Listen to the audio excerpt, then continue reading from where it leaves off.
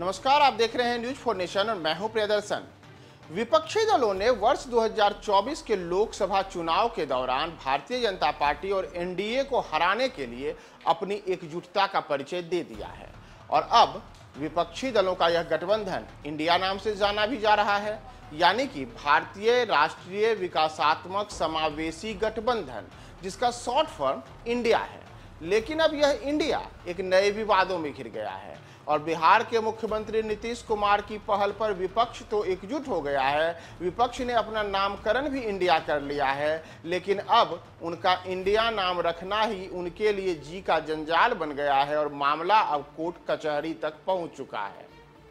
दरअसल नई उलझन में फंसा विपक्षी दलों का यह इंडिया इस वजह से कोर्ट में अब जवाब देने के लिए हाजिर होगा, क्योंकि इसमें कहा गया है कि ये जो इंडिया नाम रखा गया है यह देश के नाम से जुड़ा हुआ है और यह एक प्रकार से प्रतीकों के अधिनियम का जो हमारा नियम है उसका उल्लंघन है। और इसे लेकर के अब दिल्ली के बाराखंबा पुलिस स्टेशन में एक शिकायत भी दर्ज कराई गई है, जिसमें कहा गया है कि इंडिया नाम रखना इनेबल एक्ट का उल्लंघन है।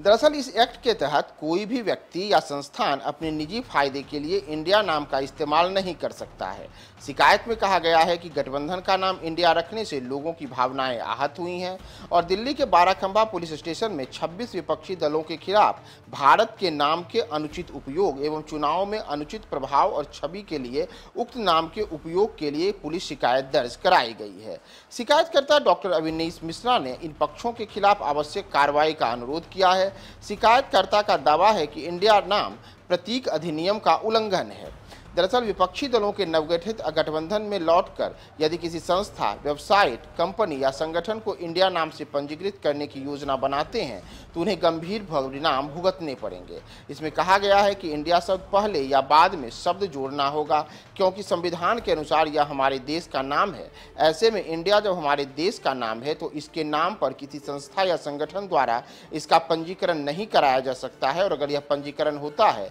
तो यह प्रतीक और नाम के जो हमारा अधिनियम 1950 के नियम हैं उसके तहत इसका उल्लंघन है और कुछ नाम एवं प्रतीक कानूनी रूप से पंजीकृत नहीं किए जा सकते हैं। इसमें ही एक ऐसा नाम इंडिया है जिस इंडिया नाम का कोई भी व्यक्ति अपने हित के लिए उपयोग नहीं कर सकता है। तो इसी लेकर के अब इंडिया का यह विवाद न्यायालय में जाना तय है। कोर्ट में हुए इस मामले के बाद अब जो 26 दलों का यह गठबंधन इंडिया नाम से जाना जा रहा था, इसे लेकर के अब कोर्ट में अगली सुनवाई होगी और तमाम दलों के जो इनमें बनाया गया है आरोपित, उन सब की ओर से अब उनके द्वारा यह जवाब दिया जाएगा कि क्यों नहीं उनके इस नाम को जो हमारा प्रतीक अधिनियम है उसका उल्लंघन मानते हुए इसके खिलाफ कार्रवाई की जाए और इस नाम को हटाने को लेकर के कोर्ट आदेश दे। तब देखना महत्वपूर्ण यह होगा कि याचिकाकर्ता ने भारत का नाम यानी कि जो इंडिया हमारे देश का अंग्रेजी में कहा जाता है उस नाम को लेकर के आपत्ति जताई है, उस पर अब जो विपक्षी दलों का गठबंधन है उनकी ओर से अब क्या तर्क कोर्ट में रखे जाते हैं।